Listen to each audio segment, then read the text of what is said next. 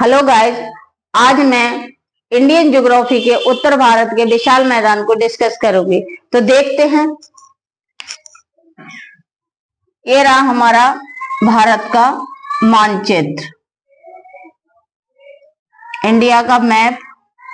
इसके थ्रू हम चीजों को समझने की कोशिश करेंगे।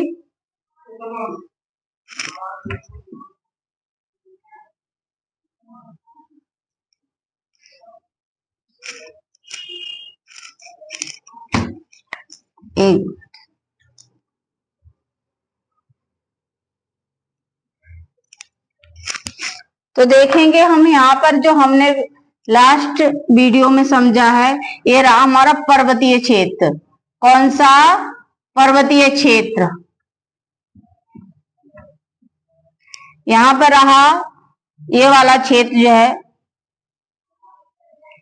उत्तर भारत का मैदान। उत्तर भारत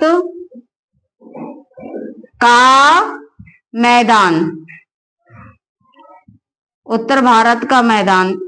यहाँ पर जो क्षेत्र है उसे बोलते हैं प्राय द्वीपीय पठार। और हमारा ये वाला जो क्षेत्र है, ये वाला, इसे बोलते हैं पूर्वी घाट। और इधर वाले क्षेत्र को बोलते हैं पश्चिमी घाट। कौन सा? पश्चिमी घाट। तो देखेंगे हमारा इसकी स्थिति क्या है। और इसके उत्तर भारत के मैदान के उत्तर में पर्वतीय क्षेत्र है और दक्षिण में प्रायद्वीपीय पठार है। और हम इसको समझेंगे कि इसका निर्माण कैसे हुआ। तो देखते हैं निर्माण।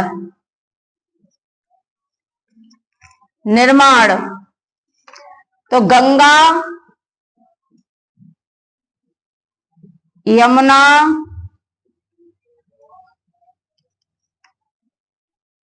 की सहायक नदियों द्वारा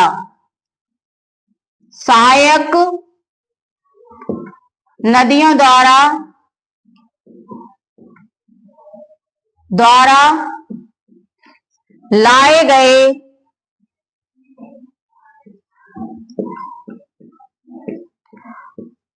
अवसादों से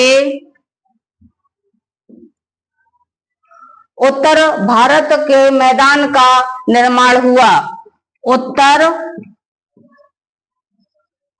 भारत के मैदान का निर्माण हुआ।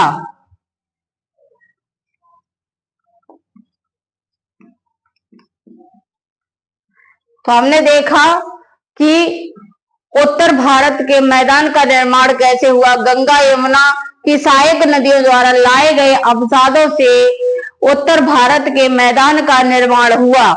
हम देखते हैं हमारा जो उत्तर भारत का मैदान है उसका क्षेत्रफल क्या है। तो क्षेत्रफल देखते हैं।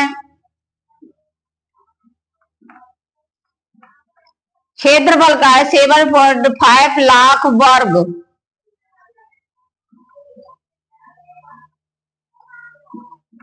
वर्ग मीटर में फैला है। तो हमने क्षेत्रफल देखा, कितना क्षेत्रफल है? 7.5 लाख वर्ग मीटर में ये फैला हुआ है। हम देखते हैं इसकी कुल लंबाई कितनी है। तो कुल लंबाई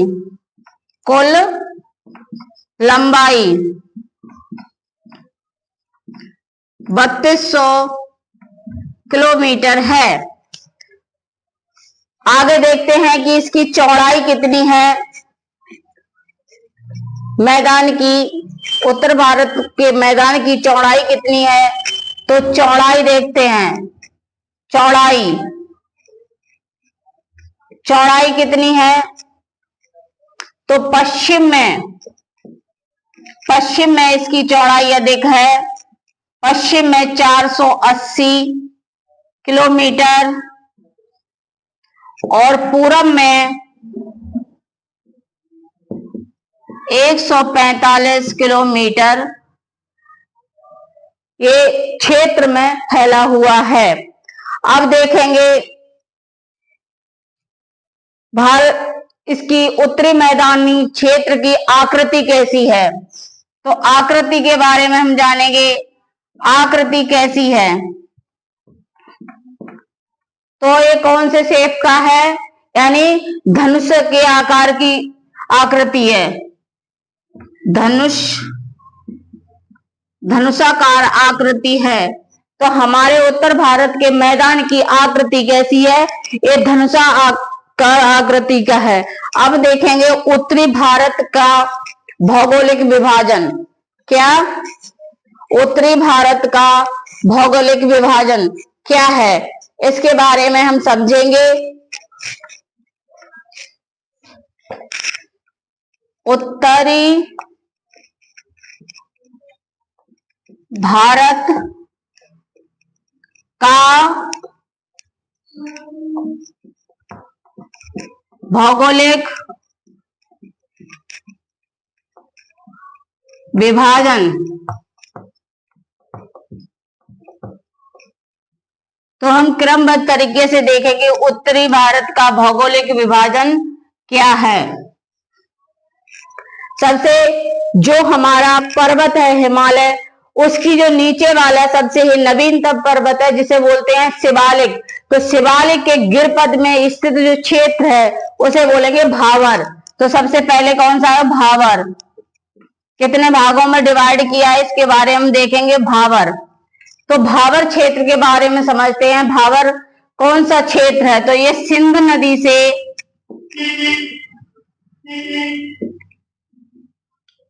नदी से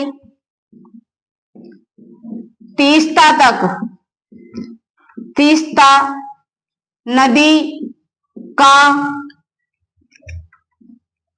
जो क्षेत्र है वहां पर भावर क्षेत्र का विस्तार है। अब भावर क्षेत्र का हम विस्तार देखते हैं, देख लिया हमने। अब इसकी चौड़ाई कितनी है, भावर क्षेत्र की चौड़ाई कितनी है, तो चौड़ाई देखेंगे 8 किलोमीटर से 16 किलोमीटर इसकी चौड़ाई है। भावर क्षेत्र में जो नदियां हैं वो अदृश्य हो जाती हैं। भावर क्षेत्र में नदियां अदृश्य हो जाती हैं, इसको हम समझेंगे नदियां दिखाई नहीं देती हैं।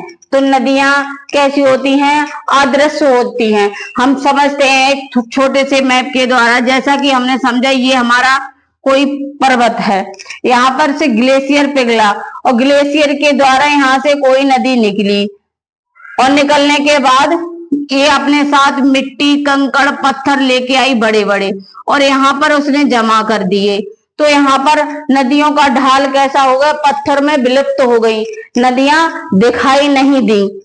और यहाँ पर नदियों के द्वारा लाई गई जो मिट्टी होती है वो मिट्टी कैसी होती है, मिट्टी कैसी होती है, मिट्टी ककरीली और पथरीली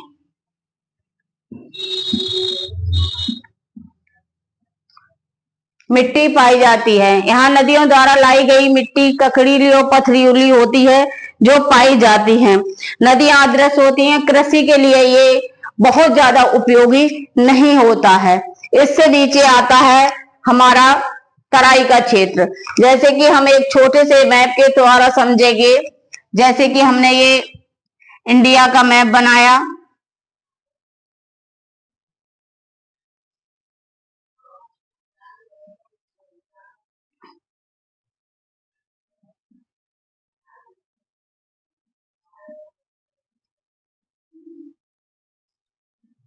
जैसा कि हम समझेंगे यहाँ पे ये रहा हमारा पर्वतीय क्षेत्र, इसके जस्ट नीचे ये भावर श्रेणी है और उसके नीचे ये तराई।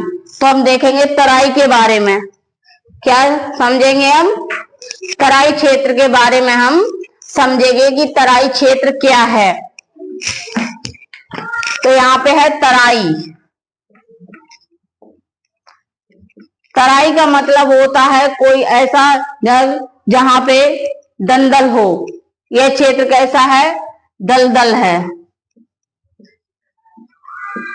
यानी यहाँ पर कीचड़ युक्त क्षेत्र है। ये कैसा क्षेत्र है? दलदल है। यहाँ पर और देखेंगे नदियां कैसी होती हैं।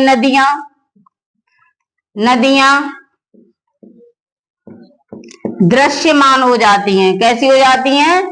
दृश्यमान हो जाती हैं, यानी नदियां दिखाई देने लगती हैं। और ये कृषि के लिए कैसा है? तो कृषि के लिए उपयोगी है। और यहाँ पर गन्ना और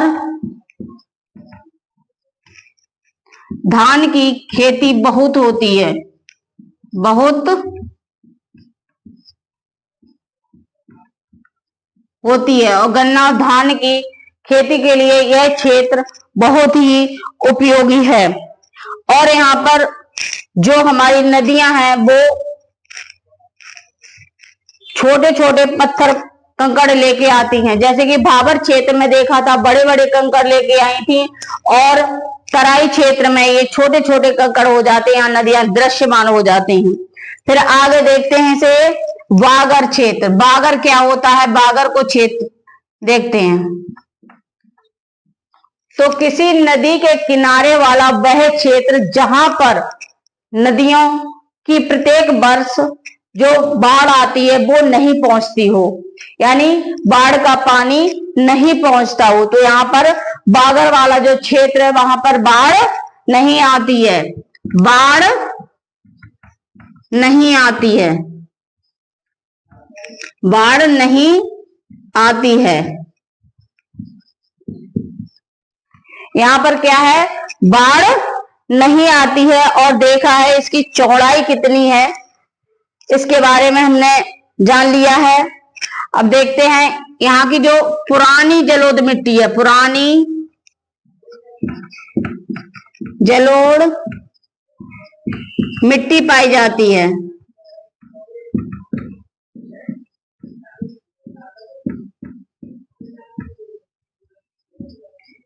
तो कैसी मिट्टी पाई जाती है? ये बागर क्षेत्र में पुरानी और जलोढ़ मिट्टी पाई जाती है। यहाँ पर ये ह्यूमस की मात्रा अधिक होती है इस मिट्टी में, और ये फसल के लिए उपयोगी होता है, लेकिन खादर क्षेत्र से कम उपयोगी होता है। देखते हैं हम खादर के बारे में समझेंगे। खादर क्या है? खादर क्षेत्र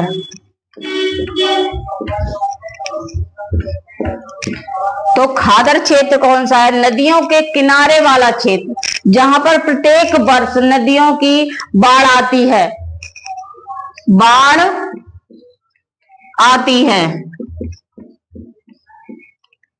और यहाँ नदियों द्वारा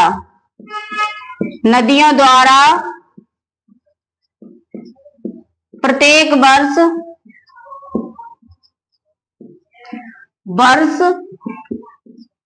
नई मिट्टी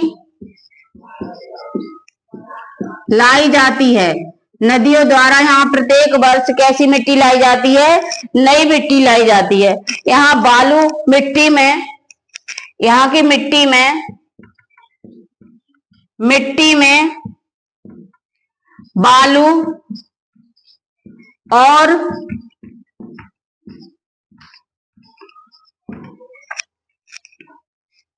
यहाँ की मिट्टी में बालू और कंकड़ पाए जाते हैं, कंकड़ पाए जाते हैं। यह जो खादर क्षेत्र है कृषि के लिए बहुत ही उपयोगी होता है। खादर क्षेत्र कृषि के लिए बहुत उपयोगी होता है। कृषि के लिए कैसा? बहुत ही उपयोगी होता है। आज हम यहीं तक समझेंगे और नेक्स्ट अगले दिन इस टॉपिक को डिस्कस करेंगे। Thank you.